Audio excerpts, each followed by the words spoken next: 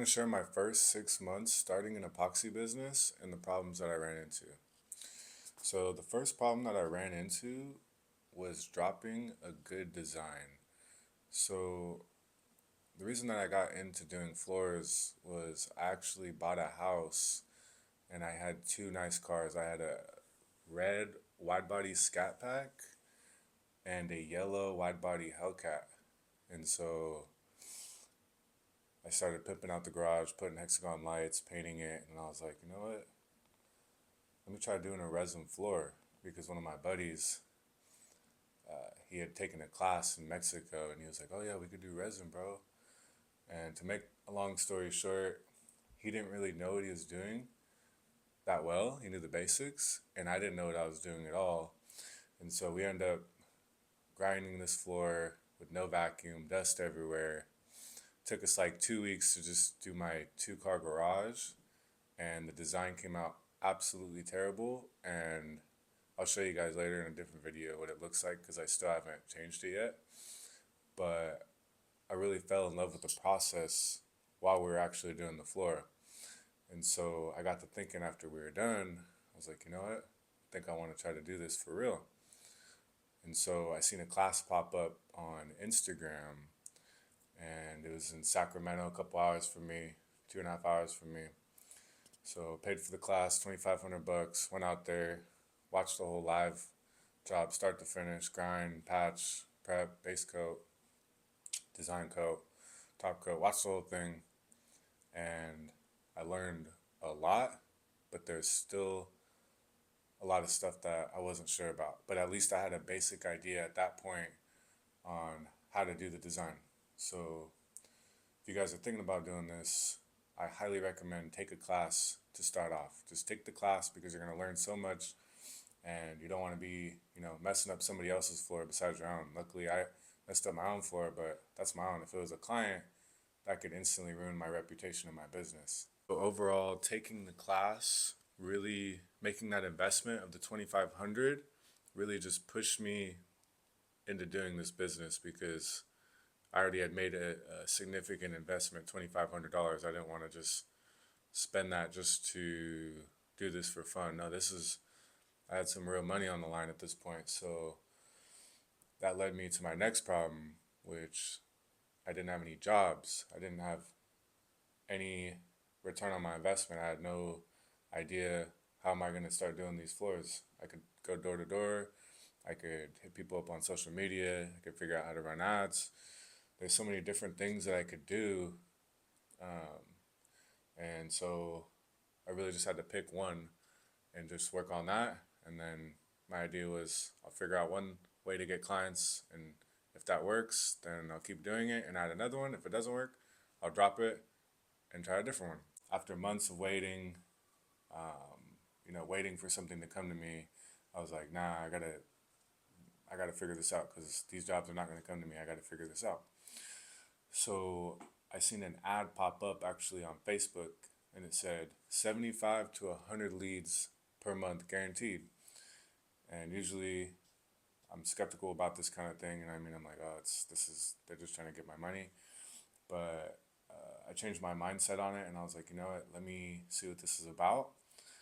And I hit him up, and the guy actually said, hey, what we could do is run a meta campaign for you, which is pretty much ads on Facebook and Instagram.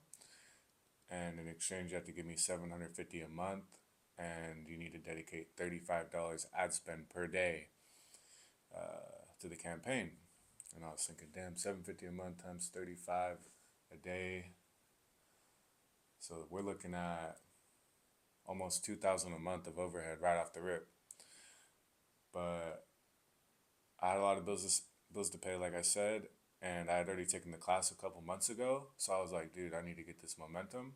So I just took that leap of faith, and literally within a few weeks, I got my first job for 18,000, and I got a bunch of leads coming in. Hit them up. And yeah, one of them, she said, oh yeah, come take a look. Tell me what you think. Give me a price. So I got there. You know what I mean? It was my first time giving a quote ever. I had no idea what to expect, what to do. I just kind of had to like pretty much be confident and act like I knew what I was doing. And it's actually crazy because this was my first quote ever. And the lady literally said to me, she goes, "Oh, I know you guys are probably getting so many jobs. So if you guys can fit me in," and I'm thinking, damn, like I must have really played my cards right to position myself to the point where this lady thinks I already have motion. So the one thing I took away from that was that confidence goes a long way in the trades business because people are literally trusting you to work on their home, and they're trusting you with transactions that are literally 10, 20, 30, 40, 50,000 up. So you need to be absolutely confident in your ability, especially when you're talking to a client, because if they feel like you don't know what you're doing, they're not going to go for you. Why? Because there's other guys that do this and they will be confident. So you have to be confident. So then once I got my first job for 18,000, I had another problem that arrived, which was how am I going to do this job? It was actually a flake job, and I only learned metallic. When I went to classes for a metallic floor. So I had absolutely no idea how I was going to get this job done, even though I went in there and said, "Oh yeah, I could do this, blah blah blah blah blah." And now I'm not encouraging anybody to lie or anything like that, but sometimes you just have to know that you can use your resources to get things done, which is what I had to do in this case. So pretty much what I did was when I went to the class, I had networked with all the other students. And by that I mean I literally just was cool with everybody there because everybody was trying to do the same thing as me. So there's a few people there that, we didn't really care for each other, but there's a few people there that I'm still friends with to this day, pretty much a year later. And those relationships that I built in that class went a very long way because when I had this first job, I called up a few of the people that I met from the class, had come help me at the job.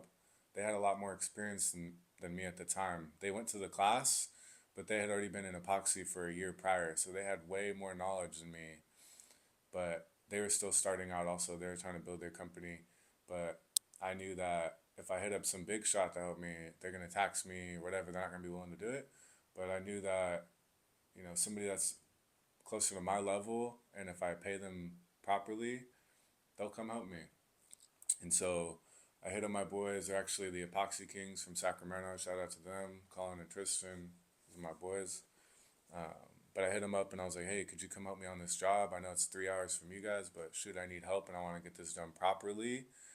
I'll pay you very well." I paid them like a couple thousand, I think. And that ate into my profits a lot. To be honest, I didn't profit much on this first job just because I had to pay them to come help me. I spent way too much on materials. Like I said, there's mistakes that I made with knowing how much material to use, how thin to spread the epoxy, all this kind of stuff. It really ate into my profits on that first job. But I knew that it was, at the end of the day, it was just getting my foot in the door and it was a learning experience. So if you guys are starting this business, you can't be afraid to just sacrifice some of that profit, especially in the beginning, just so that you don't ruin your reputation quickly and you get the job done properly, and then you get referrals. And so I highly recommend, if you guys do go and take a class, make sure you network and you talk to people there, and you're not just there on your phone. You got to make sure you're actually, being cool with people. It goes a long way in business, and just in life in general. One of the biggest problems that I had during my first 6 months was that I was always having to rent out equipment. And what that did was it made it way harder to get to a job and be profitable because I live in Merced, California. And so if I got a job in, let's say, Fresno, California, which is an hour south, I would literally have to go all the way to Sacramento, get a grinder rental for $600, then take it all the way to wherever my job location was. So That's like an extra 5 hours of driving plus an extra 600 every time I had a job. And the reason I went to Sacramento is because I was the only person that I knew that had the equipment because I met them at the class. So that was really holding me back because every time I had a job, I had to make sure I could get the rental for that date. Had to make sure that I had enough profit left over to make the job actually worth it. Because when you're factoring rentals, you could spend an extra couple thousand. If the job takes an extra day, you got to keep the rental for an extra day. So I had this big problem of always having to do all this extra shit getting the rentals. And so I quickly realized I need to take that money that I'm making and invest it into equipment. And so my first 6 months, revenue wise, I probably did about a little bit over 100,000 in floors. But I ended up reinvesting a lot of that because, like my grinder, 14,000, bought a brand new 20-inch Lavina. My trailer, another 5,000, vacuum, couple thousand, all the little hand grinders, all the little, just the little things, a few more thousand, really added up, probably around easily 30 to 40,000 in all the extra equipment I bought. But the thing is now the next 6 months after that, I had that equipment right there ready to go. If I get a job today, I can go today. I don't have to worry about getting a rental or any of that.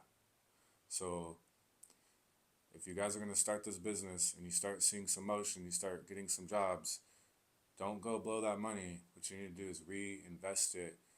That way, the next jobs you make even more money, it's even quicker, and you could be ready at any moment to go. You don't have to be waiting on other people, waiting on rentals and all this. It makes it so much smoother. Alright guys, that's pretty much it for this video. I just wanted to share with you guys a few of the major things that really slowed my business down the first 6 months, that you guys could, take what I said and apply it to your business and maybe get a few months ahead. Because if you guys are 1 foot in, 1 foot out, you guys are always going to just not get to where you want to be. Because if you're always thinking, oh, should I take the class? Should I not take the class? Well, 6 months are going to go by, and the guy that decided within a week, well, he's already 6 months ahead of you. Then once you take the class and you decide, oh, should I really commit to this? Like, should I buy the equipment? Should I buy the grinder? Should I buy the trailer?